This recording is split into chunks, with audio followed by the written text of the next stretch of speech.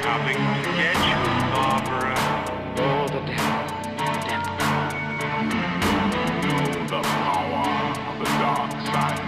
Hey guys, welcome to Flix and Comix. JoJo here. So today we're going to be reviewing the fourth installment to the MonsterVerse Godzilla vs. Kong. I watched it, guys, and I got a lot to say about it. So if you want to join me, this is going to be spoiler heavy, guys. Now, this movie was directed by Adam Wingard, who is known to be a horror movie director, which y'all know I'm a horror fan, so this was exciting news when I found that out. And on top of that, Michael Dougherty, who wrote Trick or Treat, was on the story for this as well. And granted, this isn't quite a horror movie per se, but it is a creature feature and it is the ultimate monster showdown. Now, I am a fan of the series overall, and that's not to say that they each don't have their separate set of issues. They definitely do. But you know what? At the end of the day, I have a ton of fun with these movies. Just seeing the big creature in front of me causing havoc and wrecking face that's my jam, and I like seeing that. I like grabbing a bucket of popcorn and just going to town, you know? That's like the best. So yeah, if you're into that, you're gonna like this movie. It's exactly what I could have ever hoped for. I mean, sure, I could have hoped for, better human elements, better motivations in their where they're concerned, but it's just not gonna happen. I've kind of realized that I guess that's just too much to ask for with these movies. I would love if they just, took some more time on the script and, kind of fleshed those motivations out better, but they just don't, and I'm not sure why. I guess it is what it is at this point. It's just kind of a trope almost for the human element to suck, but what you gonna do? At least we have fun with the Titans, right? I love my old school creature features, and that's what this reminds me of. It harkens back to all those old movies, the original King Kong movie back in the day, and yeah, I'm just a fan of that. So this was right up my alley. I will say, even though the human element wasn't great in this, they did improve upon, some of the other films in the series. That's for sure. At least I thought so. Yes, when it came to some of the Apex people and their team, they were annoying. They've always been annoying. But when it came to Millie Bobby Brown's character and her little sidekicks, I loved that dynamic. I wanted more of that. Millie is by far the best actress in this entire series.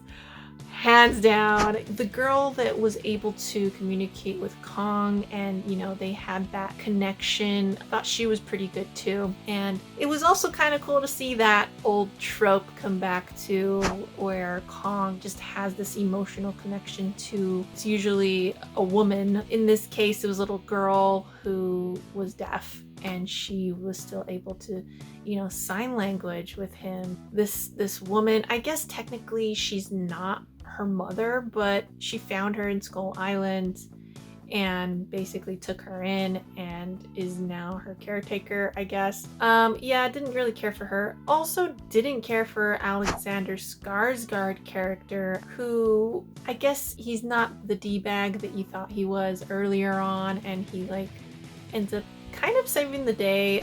Millie Bobby Brown's character, Madison, her dad, who's played by Kyle Chandler, his role was so minimal this time around, and I'm actually kind of glad about that, because I watched King of the Monsters again more recently, and I really just felt like he didn't need to be there half the time. But I don't remember if I felt that way the first time I saw it or not. But yeah, with more viewings, I was like, I don't like this guy.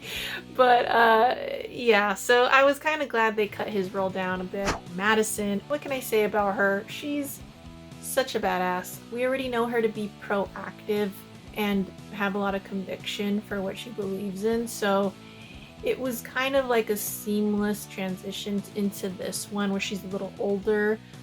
So she kind of takes it upon herself to try to figure out what's happening, and she's doing what she can. I like that she uses a lot of like detective work almost in finding a podcaster who basically knows his shit about Apex and everything. I love that she hunts him down and recruits him to help her. That's awesome. And then of course her sidekick Josh, played by Julian Dennison, who I for the life of me could not remember where I knew this kid from. And then it hit me, it was Deadpool 2. I was just like struggling, racking my brain to remember. Those three characters were awesome and they kept making me laugh. I love it. I hope we see it again because yeah, they had a lot of chemistry, I thought. But moving on, I was impressed with how invested I was in these battle scenes. Like, it was such a spectacle, larger than life, seeing these creatures go at it. And yes, I feel like in the back of my mind, I was kind of thinking, oh man, they're destroying a lot in this city.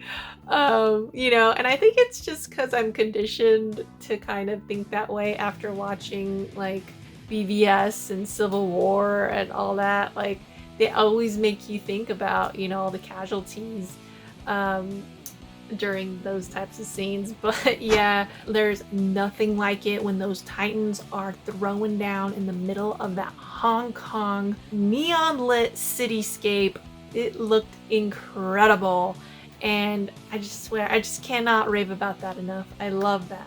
That was so well done. Incredible composition with those low angle shots of you looking up at these huge monsters going at it, and in such an angle that it just looked larger than life and amazing. Those scenes alone are worth the price of admission, I would say. And to be honest, I think I'm gonna go again to watch this because I didn't do it justice at all by watching it at home. I feel like this needs to be watched on the big screen. So let's get into some of the criticisms I have with this movie. I mentioned one already, and that's the human element. It's just garbage. For a lot of the characters in this, their motivations are just kind of silly. They're just stupid. And I just don't know why they can't put a little more effort into developing those types of things.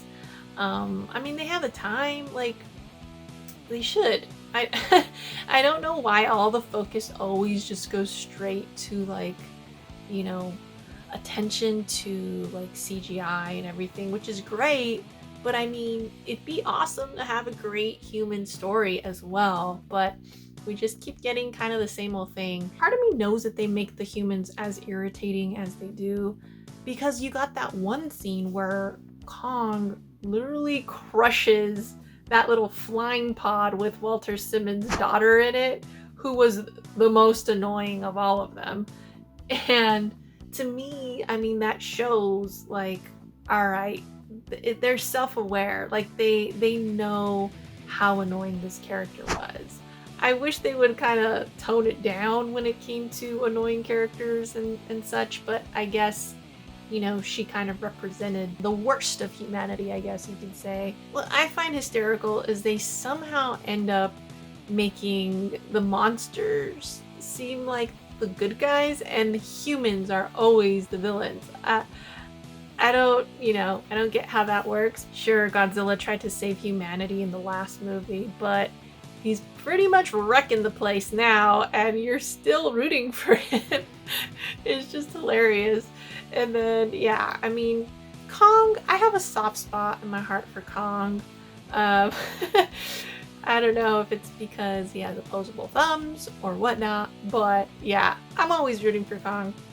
He just seems like his heart's in the right place. But yeah, speaking of Kong, I felt like this movie was a lot more geared to Kong. Like, I feel like this was more of a Kong movie than it was a Godzilla movie, and I wasn't really expecting that.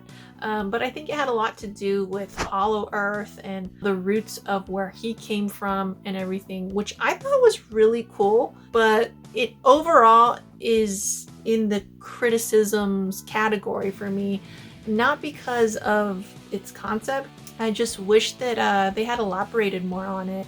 I would have loved to know a little more. It even got like some kind of prelude type of thing in the beginning of the movie that kind of led us into where we are now. And I think it was a missed opportunity, unless, you know, they're planning to revisit that in a later installment. I don't know. But yeah, like I said, loved that idea. Love that there's a history there. Love that he went back by the end of the movie. But yeah, there's definitely some rich history that we can explore there, and I would love to see that. In terms of Mechagodzilla, I really didn't feel like I needed him in the movie, but you know, they had two titans there. You knew at some point they were gonna team up and fight against something, so it might as well be Mechagodzilla, right? Overall, I really did enjoy the movie, and yeah, it was not perfect, like I said, but you know, it was still a lot of fun, and I would watch it again over and over. Honestly, those fight scenes were great. A lot of good humor in it, and yeah, awesome movie. I would give this a solid B grade if I had to. So yeah, I would definitely recommend it, guys. If you can, try to watch it on the big screen because it deserves that for sure. But anyways, guys, thank you for watching. If you like this video, give me a like or subscribe or both. I don't hate it. And you can catch me on Twitter and on Instagram at Flix and Comix. And I guess I'll catch you over there. Later.